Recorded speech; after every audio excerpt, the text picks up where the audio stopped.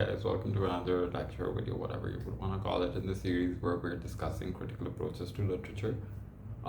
Just for a quick recap, we had decided that we're going to be dividing the course into three parts. The first one is philosophical inquiry.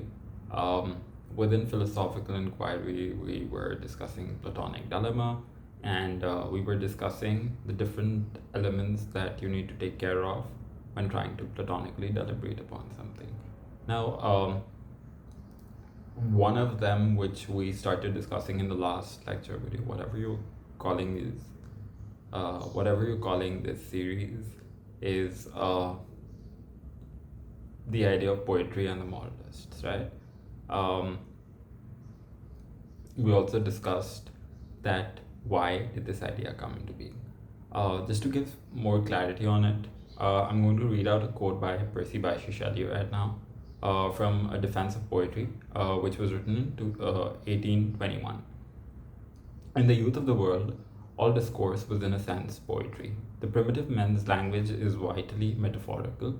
That is, it marks the before apprehended relations of things and perpetuates their apprehension until the words which represent them become, through time, signs for portions or classes of thoughts instead of pictures of integral thoughts. And if no new poets should arise to create afresh the associations which have been thus disorganized, language will be dead to all the purposes of human intercourse. See, again, this is just giving further clarity and hammering upon the idea which we discussed in the previous video. That, for example, when literature came into being, right? What was early literature that was actually read and recognized widely? It was the literature that was introducing religion, because Shelley here is not just talking about naive poetry. He's talking about poetry that was written from a place of self-consciousness or to awaken self-consciousness, which was, for example, poetry which was done to introduce the idea of organized religions, right? A lot of it became metaphorical in the sense that if you read a work like History of God, which talks about evolution of religions, for example, how there was one religion initially, how it came into being, then the ones that followed, all of that stuff.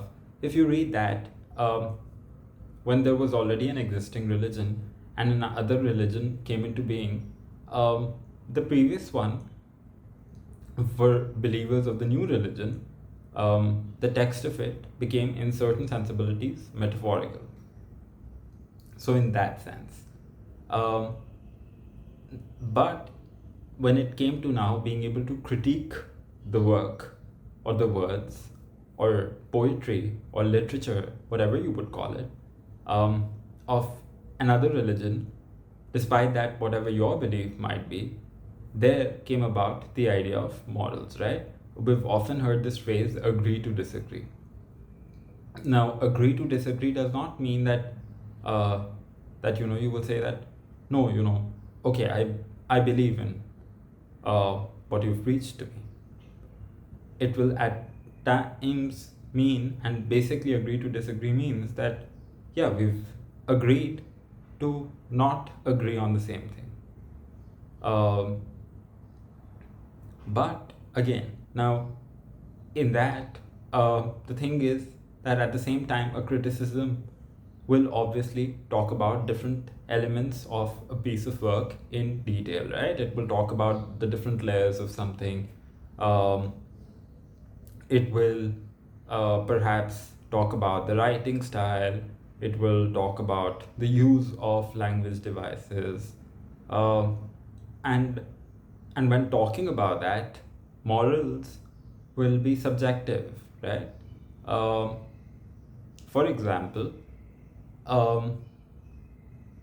there's a course on this platform about the namesake, right? In the story we've read that some people in South Asia believe that the spouse's name is so sacred that they won't call them by their name. For example, Ashima Ganguly does not call Ashok by his name even when she's in labor. That's the introduction of that character. That is her moral. For some of them, it is okay to call somebody by their name, right? That difference of um, morals plays a very strong role in criticism, because then when you're criticizing, you're seeing something as, okay, this is right, this is not right, okay, why did this person write this, why did that person write that? 50 Shades of Grey, very contemporary example of like something in our times that caused a lot of frenzy, right? They're talking about pleasure in a relationship, from an otherwise unexplored or not so talked about uh, technique, way, or whatever of lovemaking. For some of them, it might be about, no, but like, you know, what they're talking about is like, it's sort of maybe demeaning the other person. For some of them, it might be like, yeah, but you can't talk about it so openly. That's where models come into play. In your criticism, you need to firstly learn to respect something. If you can't respect it for its uniqueness and individuality, you can never produce a valuable piece of criticism. Which is something I think I also established earlier, that being able to produce a piece of appreciative criticism on something is really important before you can actually write commentary or long form criticism on anything. Because if you cannot appreciate it, if you cannot, and not just appreciate, respect, then you cannot criticize it properly. You need to understand the uniqueness of every piece of work to the point where you're able to respect it actually. Because, you know, like in the olden times, perhaps they would say, you know, the whole locker room mentality, all of that stuff. Now, if you look at today's children, teenagers, they've been born in the age of memes. You open Instagram, their pages called as Things Falling Down, and 12 million people are perhaps following them, following that page, which is okay. But if you, because at the same time, now when critiquing something, you need to be able to respect it for its uniqueness. So it's a comic tragedy. But at the same time, if you look at it from a psychological development perspective, then what is it doing? It's teaching you to make fun of something that is falling. What is the meme culture? Making fun of something, making fun of an individual. A lot of times, mostly the memes that we see, what are they? They're making fun of something. So hence,